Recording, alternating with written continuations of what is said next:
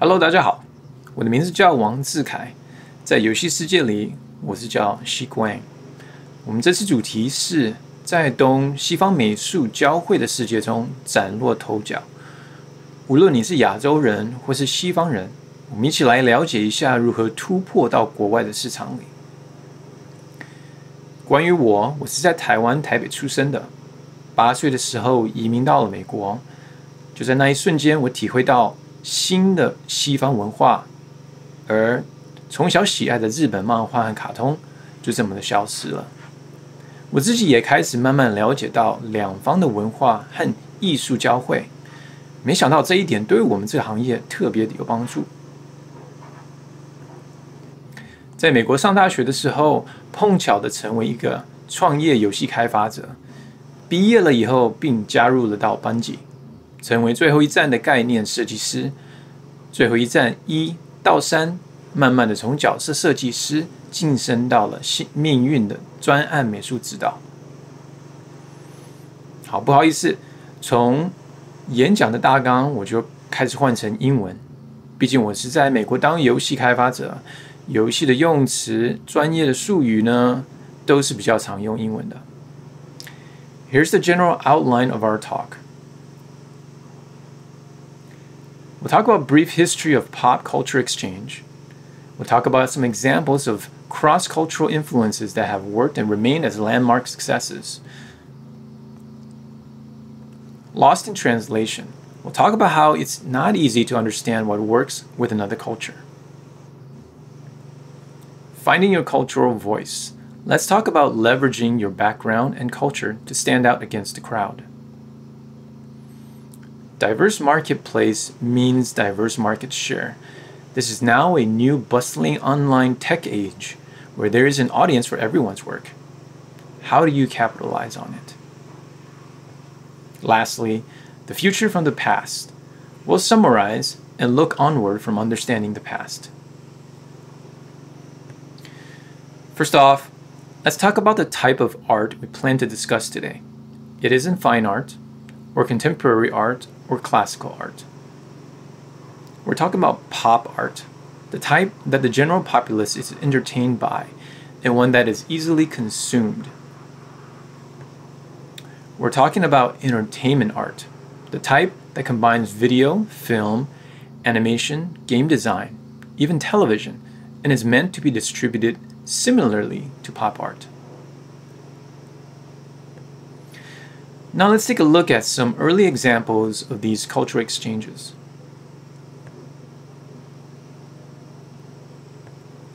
From the East, Yojimbo, 1961, by Akira Kurosawa.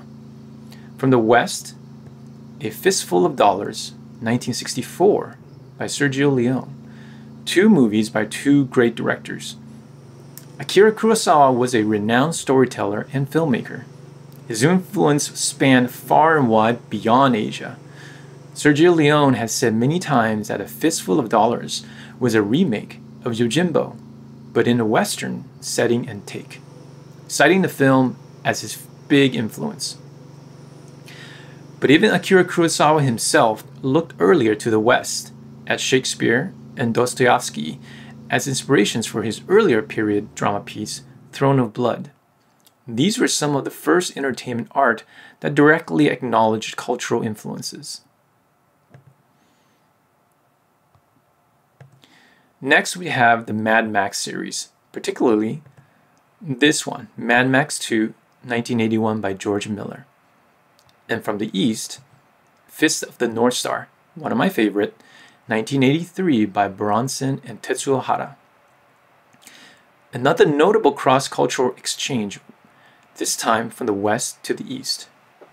Tetsuo Hara took strong inspirations for his main character Kenshiro to closely resemble the outlaw bounty hunter in Mad Max, but spun it in a way that appealed to Eastern market by adding martial arts, fantastical powers, and fantastical characters.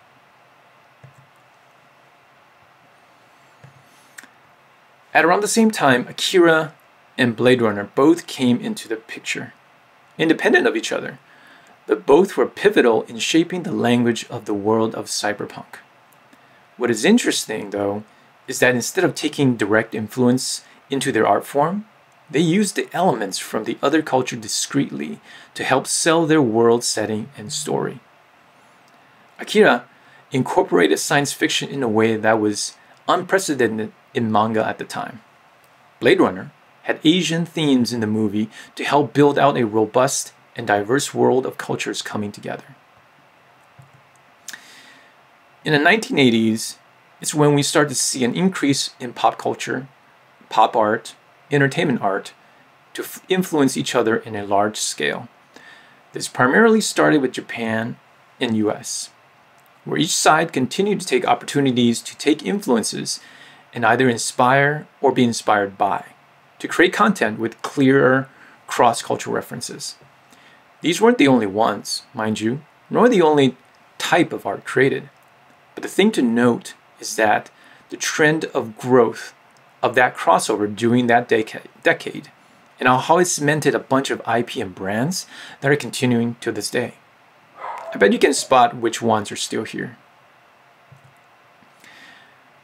Back then, cross-influences were few. Geopolitical climates between countries did not make sharing easy, and thus a lot of entertainment moved around slower.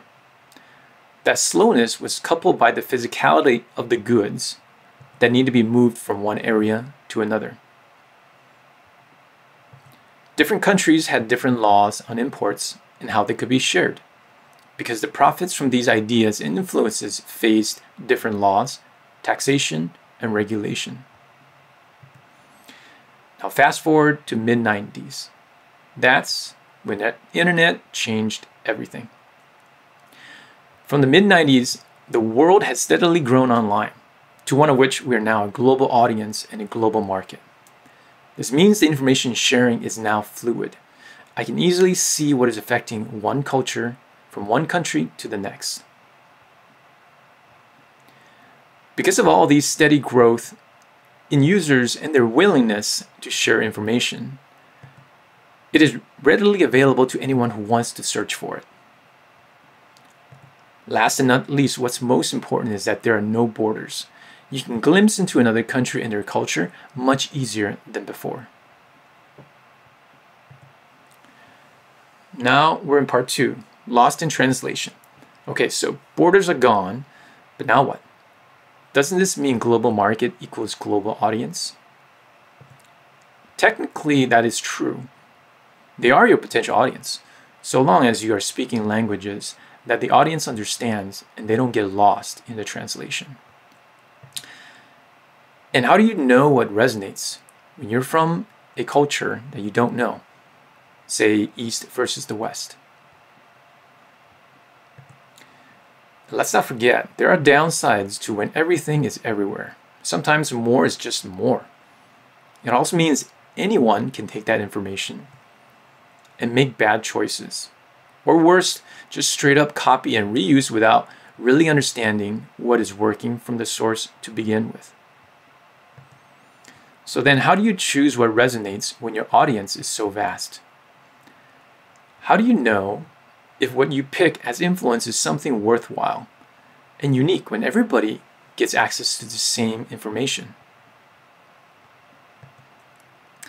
Let's start by talking about relatability. Is your work speaking a visual language that the audience understands? Are you communicating in a way that they can relate to? Do you know your audience? Do you understand how much or how little they perceive your culture and background? Now, understanding holistic cultures is impossible, especially if it's not your own. It's human nature to want to simplify and bucket perceptions and ideas of things that you don't understand. Pop art oftentimes is used as a communication tool to help us get very basic understandings of another culture. If we were at the East looking to the West, some of the general perceptions might be like this. Strong attitude, confidence and swagger.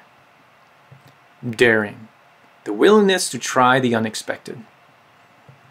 Independent, chooses and speaks freely. Brash, sometimes rude and or irreverent. but sometimes also sophisticated, seen as refined and exquisite. This goes both ways. Western perspectives can be just as shallow and often generalized. Here are some common ones. Exotic, exciting and unfamiliar. Mysterious, the potential of the unknown. Traditional, thousands of years of history. Collective, often seen as one of many. Martial arts, people expect physical prowess. Shy, non-assertive. How do we take these perceptions and use them to our advantage versus it being just a generalized stereotype? Stereotypes are often too simplistic of a breakdown and bad, especially if we're talking about judging people. But in this case, we're going to use them to help inform some base premise when approaching pop art. Now, where do international artists congregate? And why are they successful? Well, you have to do your research. In our information age, we have borderless metrics to access. Instagram, Twitter, and ArtStation are just 3 of the top social media sites that I and Bungie use regularly to scout and keep tabs on talent and trends. We have hired internationally and found what is working versus not from social media alone. I often use it to see how artists from different regions of the world use their art to resonate with people. Regional metrics are readily available to look into with regards to reports of top streaming, selling, and rated content. These offer multiple cross-checks of how pop entertainment are being consumed and received. It offers an insight to see if trends and influences are truly global by comparison to one another. If you're interested in expanding into a region, pay attention to the trends and find out the information to give you some more insight. Time to look at how to stand out. Now remember, this is an art, not in science, meaning it will take many tries and attempts before finding something that works. And also, it isn't a formula that if you just follow all the steps listed later, it will be guaranteed to work. That is because everyone have different tastes, including you, the artist. But mindful of how your own taste is working for you or sometimes against you. Each one of us have different upbringings and history that can add color and flavor to the work we do. They also create biases and can limit us. Be open to new things to try and incorporate into your art and see how your background is helping or not. Timing is everything. If, say, the movie Matrix came out now, I doubt it would have as big of an impact as it did then. The creative timing is just as important as the creative artwork itself.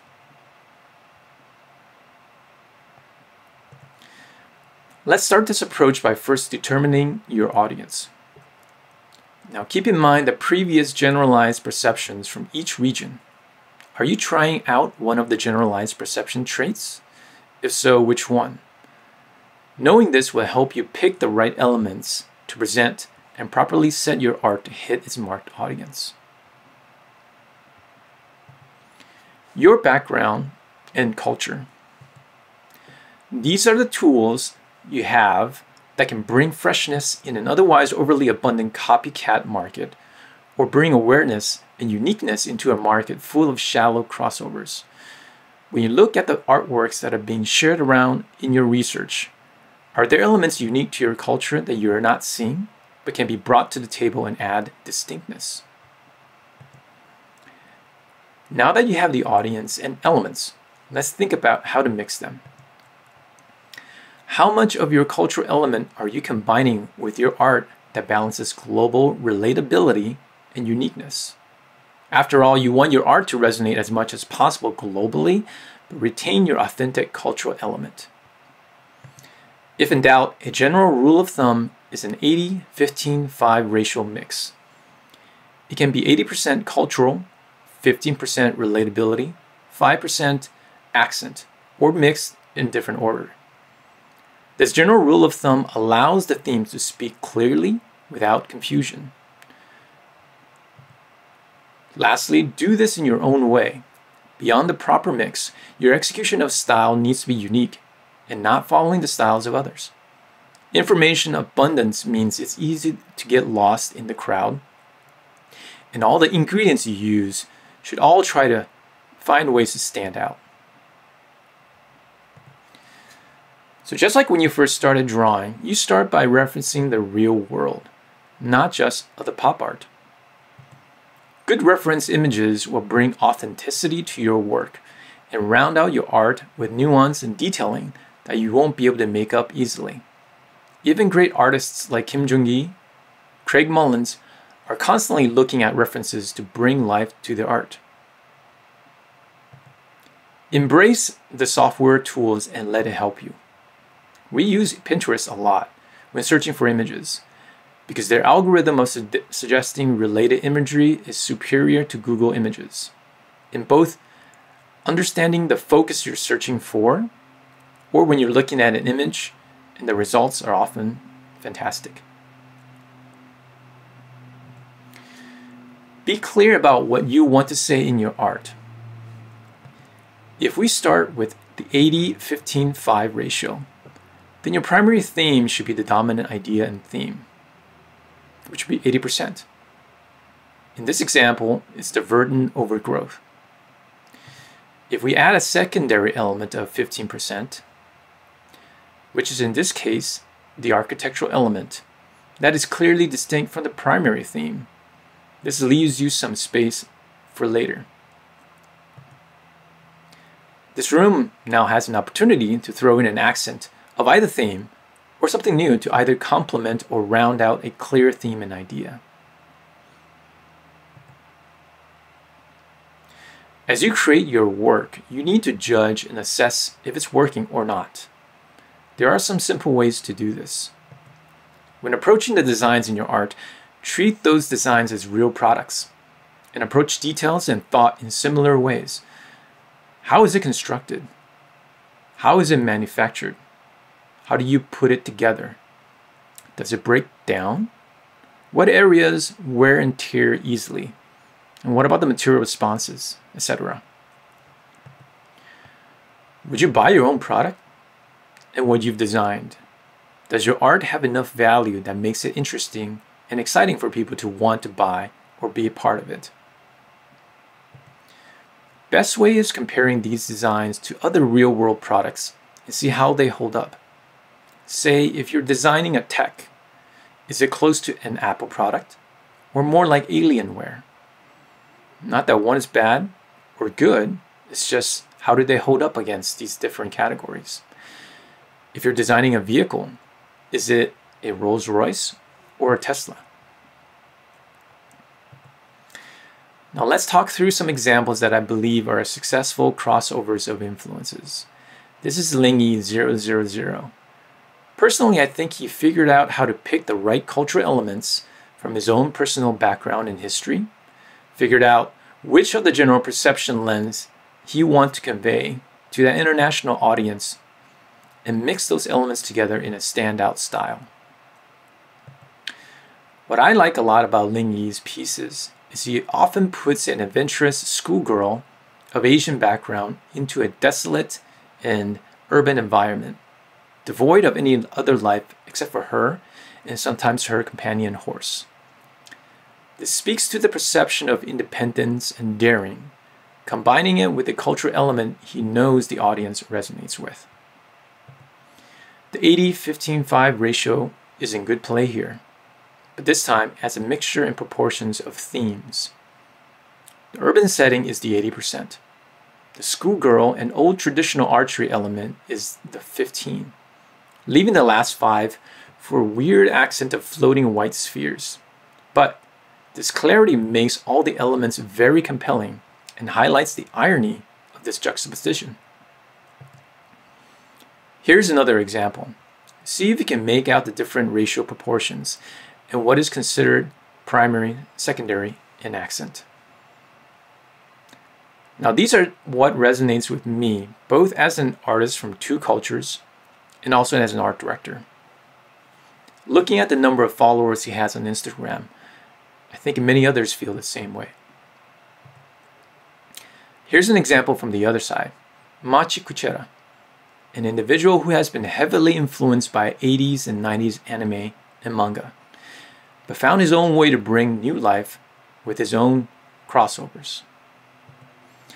Machi does most of his art in 3D after he sketched out the composition, and renders it in a fashion that is akin to 90s style manga, like Ghost in the Shell, Akira, or Appleseed. In an art world that has, for a period of time, chased after hyperreal or painterly style, Machi looked into the past and brought forward a style that combined aesthetic sensibilities of Asian cyberpunk manga and fused it in a Western 3D process and attitude. The elements he chose to combine were that of Eastern manga styling with the relatability of Western attitude and action. Part 4. Diverse world means diverse audience for your work. How do you do this? Well, let's start by working with diverse people. In order to get out of your background and bias and challenge yourself artistically, you need to work with people who have different views. Gain new perspectives, which then becomes more tools to help you broaden the appeal of your art. Working with other people and really understanding where they come from means you are more able to respectfully represent an element if you are going to incorporate them into your content. It becomes less shallow. When that happens, your product is more inclusive and clearly more diverse. It means you have more authentic elements to pull from and mix into your art.